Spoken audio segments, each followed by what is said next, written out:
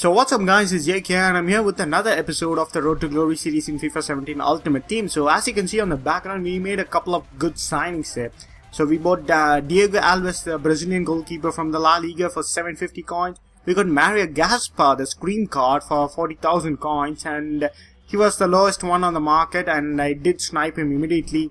And the next one was going around like for 65,000 coins, so we could make a very good profit on him. And especially is used in the squad building challenges, he might have some value. So I decided to use the Mario Gaspar right back card, and we will sell him on the later date, or we will use in the squad building challenges. It depends upon his price. So we got to Coquelin for 1,300 coins along with Mustafi for 8,000 coins. So we made a very good signing there. And of course we did change the formation through 4-3-1-2. And I've always given a thought that having Griezmann have a striking partner would be beneficial. So that's why I decided to put Danny Welbeck along with Antoine Griezmann, and it proved to be a great one as well. So we didn't have a very good start to this division now. I think it's division 7 or 6. I'm not entirely sure, so I apologize for that. So we had a couple of good losses to start off, and I think we went on a winless streak. It was around like 6th game of the season. I got my first win, so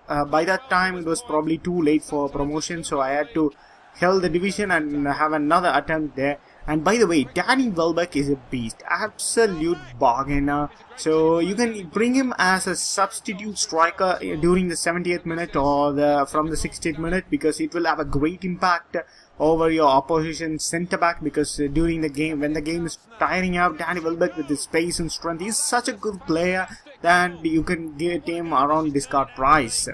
And it seems like every year Danny Welbeck has a very good card. He's got 3-star skills and weak foot, of course, so it's a very good combo he gets. And in my opinion, I do enjoy playing with him rather than playing with Romelu Lukaku. So I was planning on buying Romelu Lukaku, but Danny Welbeck kept Romelu Lukaku on the transfer market for me. So I was making a couple of changes here and there with the team, just trying to get a rest from using Sterling, Son, because it was getting a hideous process. Both Raheem Sterling and Son are not a very good player on the wings. Sterling is very good with his pace and he's got a very good card.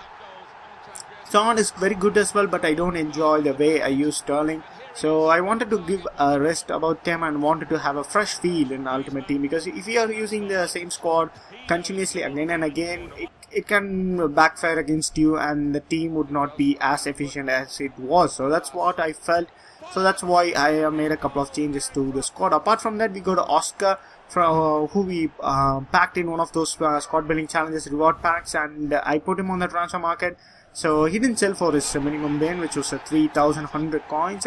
And I decided to put him back in the team, and he was a very good player. He did have some impactful passes here and there, and he scored a free kick as well, so which was very nice to see. So we are coming up against very good teams there. So I always had a second team as well. So the couple of games you are playing, I did have a Spanish team, which I did use 4-2-3-1 formation with the right mid and left mid. So I was constantly changing formation, and there was a couple of games I could feel very good about the game. I could feel very good about my abilities, and there will be a couple of games here and there where nothing works for me, and I will do the same thing. I will play as usual, but there are certain things that I do on the games I win doesn't work on the games I lose. So I was constantly changing up the formation, trying to get done with the custom tactics here and there, trying to set the app player instructions. So I was trying to get that, and so I was changing a bit of formation here and there. So I bought a couple of players here and there as well. So I bought right winger, Italian right winger from Atletico Madrid. I think his name is Cerci. Was not good enough, and I did eventually end up in selling him. So we got a lot of things to do, and this is a very old clip. It's during the October time, and the video will be published on November. So I got a lot of things to get through, and I have very much limited experience in FUT right now because of the lack of FUT champions. And if you don't know already, EA are putting the major concern and major importance and the major development of FUT champions this year.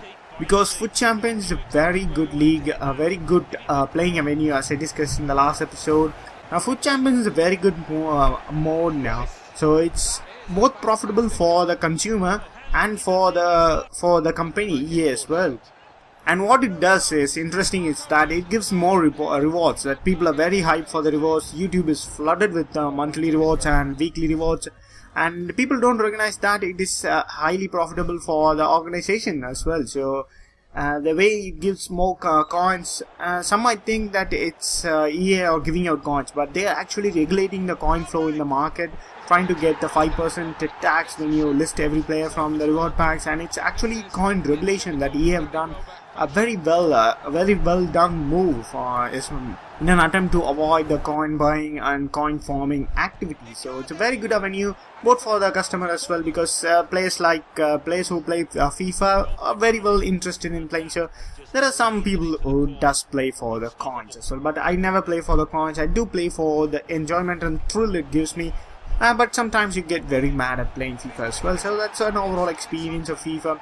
You get wins and you get losses. It's all a part of life and part of cycle and as well. So that's the way I wanted to talk out in this episode. The squad is getting decent overall, and the one thing about Griezmann, it's kind of starting to bother me. So from the first 50 games I played with Antoine Griezmann, he was the first to reach 50 games because I played in here in the match after match. He scored like 22 goals and he's got like nearly 10 assists, like 7 or 8 assists. And after that I was using him, and his influence on the goal front, like getting goals from being a top striker, has been depreciated. So what I mean is that I play now 80 games with Griezmann, and he scored like 27 or 29 goals, and he's got like a couple of more assists than goals, if I can remember correctly. And he's moving from being an out-out striker and getting goals, and to be a player who's anchoring the play from the midfield. So I don't know, I didn't set instruction to drop in behind and drop back and help with the midfielders, but his natural game is like that sort of play. He's not an out-out striker, he is a centre forward in my opinion. So that's I assume that's why he's dropping back more and more, and we're getting more goals from Danny Welbeck here now. I don't use Danny Welbeck that much, but I started using him more and more, and he is catching Antoine Griezmann. So that's what I can say now. So that's what I have got to discuss in this episode, guys. We have of course got a lot of things to do. We still need to complete a lot of squad building challenges, and of course I'm in a bit of trouble in completing them, and I will soon figure out a way to completing them as well. So that's all that I wanted to discuss in this episode, guys, and thank you for watching this video, and I will catch you in another video soon.